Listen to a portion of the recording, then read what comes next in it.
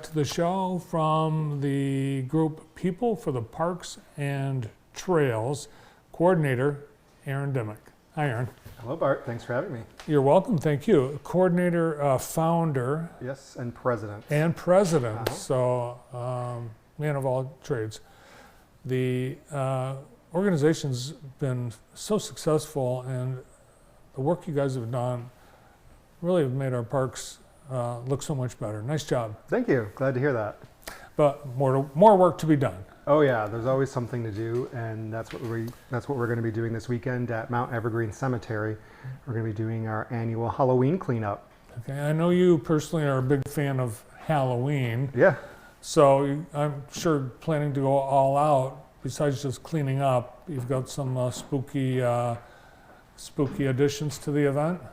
Yeah, definitely. So first and foremost, we want to get out there and improve our public spaces and help the cemetery look its best. But of course, it's Halloween weekend, so we want to have some fun too. So we're going to gather there at 10 a.m. And first, we're going to be telling some spooky stories about people who are buried there in the cemetery. We have a lot of important people from Jackson's past buried there. So we'll be talking about them, sharing some scary stories of people buried in the cemetery, and then we'll be getting to work. So usually we have leaves to clean up. Those are some photos from last year, but I drove by there today and I didn't really see any leaves. They're late falling this year. Yeah, so we'll just be doing things like picking up trash, picking up big sticks, and just hanging out in the cemetery and having some Halloween fun. So going to be sharing some spooky stories, cleaning up, and then of course we're going to have lots of refreshments. And also, as an appreciation to our volunteers, we're going to be giving away free People for the Parks t-shirts. You're giving away free people. Free People for the Parks and Trails t-shirts. That's right. Limited edition. Yes. Uh-huh. Now those, they're leaf blowers. They're not Ghostbuster devices, are they? I always feel like a Ghostbuster when I put on a pack like that, yeah.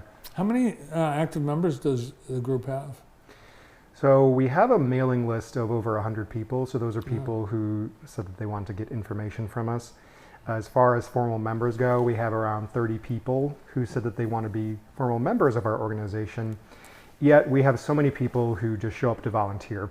So I'd say we have around maybe 50 consistent individual volunteers who come out over the course of a season. And we average about 10, 15, 20 per volunteer event. So it's really great because I think what people like about it is it's very casual.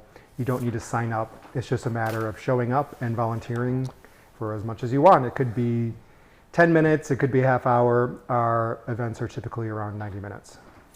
Do people need to bring anything for the cemetery cleanup? Just themselves and some work gloves if they want to protect their hands and stuff like that. But thankfully, our group works closely with the City of Jackson, and the Parks and Recreation Department provides all the equipment we'll need. So that's great because we're a nonprofit organization, so that helps keep our costs very low. All right, 10 a.m. meet at the corner of Greenwood and Morrell, right there at the entrance. Yeah, anyone who wants to show up, no prior sign up is necessary. You don't have to be a city resident or even a Jackson County resident. It's just kind of showing up and having fun. And this will be our last cleanup event of the year. So it's hard to believe that we've done a full program of volunteer events this year. Maybe the last cleanup of the year, but it's not the last thing your group is doing. I think you started something last year that is connected to the holidays. Mm-hmm. I can hear sleigh bells in the distance.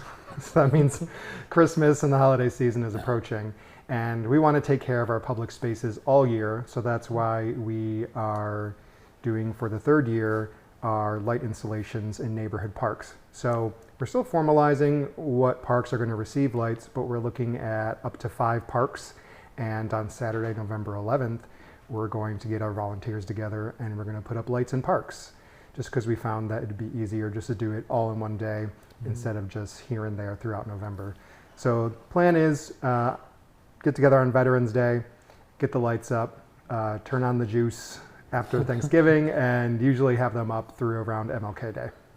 So I think there's, 27 parks in the city? 28 parks. 28 parks. I know you, long-term goal, you want to get them all decorated, but right now there's just a handful that are going to get that treatment. Yeah, the other thing that we run into is that not every park has electricity in it.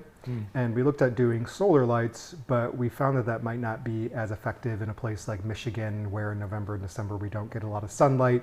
We also have a lot of trees and gardens that could potentially cover it in the park. So we just look for neighborhood parks that are kind of a gateway to a neighborhood, have facilities where we can hang lights and have some kind of electricity in them. So thankfully, that does get us into almost every neighborhood in the city to put up lights. So it's been a really positive thing that we can do just to spread some holiday cheer and make our parks look occupied throughout the year. Yeah, I think it adds some safety to those. Costs money, and you do fundraisers, and you're always willing to accept donations. Oh yeah, definitely. So if anyone wants to volunteer for any of our events or donate, they can go to our website, which is peoplefortheparks.org, and you can submit a donation, or you can fill out an interest form if you would like to volunteer, and then we'll put you on our email list and you get all the information. But yeah, like you said, we do fundraise for the lights, and we work closely with the city. So the city in their parks garage has some lights that haven't been used in many years, so we just kind of dust them off. But we do have to pay for things like if we need new lights or timers, extension cords, that kind of thing. So that is something that we fundraise for. So we definitely accept any kind of donations for that if people are a lover of lights. Should people wear their Halloween costumes to the cleanup Saturday? Yeah, feel free. I'd love to see it as long as it doesn't get in the way of you volunteering. Have you got your Halloween costume planned? I'm trying to decide what I'm going to be. A lot of people, they don't even want to say, you know, they want to keep it to themselves. It's a surprise. I mean, so I won't press you on that, but I usually get some last minute inspiration. yeah, nice.